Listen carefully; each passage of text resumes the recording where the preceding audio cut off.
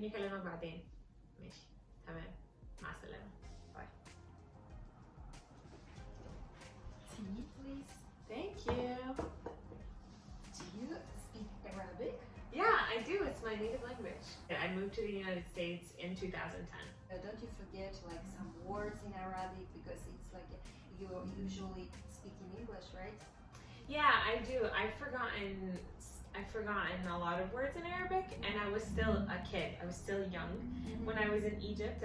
I didn't know every word in Arabic already, but also my parents spoke in Arabic at home, so it helped a lot. Can you write in Arabic? Yes, I can, but my writing is not the best. It's like 4th graders writing. Hi guys. Today I'm going to talk with Nada. She's my roommate and a very nice girl. So today we are going to talk about saving identity, cultural identity, national identity in foreign country. So please tell me about yourself a little bit to my audience. Okay, well, my name is Nada. I was born in Egypt and I moved here to the United States in 2010. I was almost 10 years old, so I was like 9, almost 10. Yeah, my family moved to Princeton, New Jersey. And so, yeah, that I'm now go to Rutgers and I'm Egyptian American. Yeah. Do you feel more American or more Egyptian? Yeah, that's a good question. I think about that a lot. I think if I have to decide, I'm probably more American just because I went through my teenage years here. I grew up here a lot, and now I've spent more years in America than I've spent in Egypt. But I'm pretty Egyptian still. I try very hard to stay Egyptian and like to make it as much as 50-50 as possible, but I'm probably more American than Egyptian. Yeah. And do you like follow some Egyptian tradition in your home? Yeah, definitely. I mean, my family, whenever we're home, thank you. My family likes to, whenever we have like the weekends or we have a slow morning and we have the day off, they like to have like breakfast together. And so my mom and dad like to make like typical Egyptian breakfast. It's just one of the traditions that we have. Yeah, definitely. And if you want to like have a children in the future, is it important to you that your children will know the Egyptian tradition, culture, something like that? Yeah, that's a good question. Definitely, of course. I'm kind of nervous about that, but with my kids, I would definitely want them to know where they come from and know their culture, and probably go visit Egypt, spend some time in Egypt, and yeah, so yeah, for sure. And when did you go to the Egypt last time? Last time I was in Egypt was 2015. So 2015. yeah, it's kind of a long time ago. Yeah. Very long time. Yeah. The first time I went back to visit was the year after. So it was actually because of my mom. My mom was having a really hard time adjusting when we moved to the United States. It was a very big adjustment, especially moving from somewhere like Cairo. It's very, very different country, very different city, and then going to Princeton, of all places in the United States, just that's very different as well. So yeah, we went back to visit for a summer after that. Yeah. Could you please tell me about some interesting facts about Egyptian? If we're talking about like qualities of Egyptians, I think some things that are really cool about Egyptians is their generosity, and also just like personability and like being social and having an open door. So it's very common for Egyptians to always have their houses. People are always over at their houses. They always have a meal with like so many different kinds of foods, and they can be very poor families and they don't have a lot of money, but they offer whatever they have. So anything that they have is always offered to other people, and then they just love gathering and being together. And it's very different from the United States, whereas like everybody's in their own home, everybody's kind of like individual. So yeah, so those are some things that I appreciate about. And when you were like moved to the US, did you speak in English? I did. So I went to a private school in Egypt, and because of like history as well in Egypt, Egypt was conquered by the British and the French, so there is some like lasting impact on Egypt with that. So it should be more like Egyptians should know to speak better English and more English, but you know, it's pretty common to learn how to speak English in Egypt. So could you please tell me about something like something which is normal in your country, but it's like weird or strange to another nationality, to another countries? Do you have like some tradition, or maybe I don't know? I'm Christian and I was raised Christian in Egypt, and so for events like New Year's Eve or Christmas or any of those things, Easter, anything like that, you basically just spend it all at church. So that's different. I think that's not very common in the United States. You don't really spend New Year's Eve or even like many of the other holidays at church. So do you celebrate like some your traditional holiday here in the United States? The only thing is that Christmas is a different day. So that's yeah. So and that's which day? It's January 7th. Oh, Yes. interesting. Yeah. So we celebrate that here in the United States by being with other families, other different families, or going to church together or something like that. Yeah. People just know each other from Egypt, and so they connect with each other when they move to the United States. So and that happens a lot through like the churches and through just knowing each other online, on social media and things like that. So that's how we connected with other people. It's because my parents just know friends. Oh, it's nice, I think, when you Yeah. have your own community, yeah, and it helps to save your like culture, Yeah. tradition, identity. Yeah, definitely. Yeah. And how do you celebrate your Christmas, for example, in 7th January? Yeah. It's mostly like strictly Christian. Like it's growing that there's more Santa Claus, more gifts and more decorations and parties and things like that, but here on January 7th, I think mostly like spending time in church. So a lot of the time each family will bring their own food, their own dish, and there will be like dinner and lots of like singing, and just it will be like a long event. And so yeah, lots of spending time together with family and friends. Sometimes there's like a sketch, like the younger kids or the teenagers will do like a play or act something out for the adults.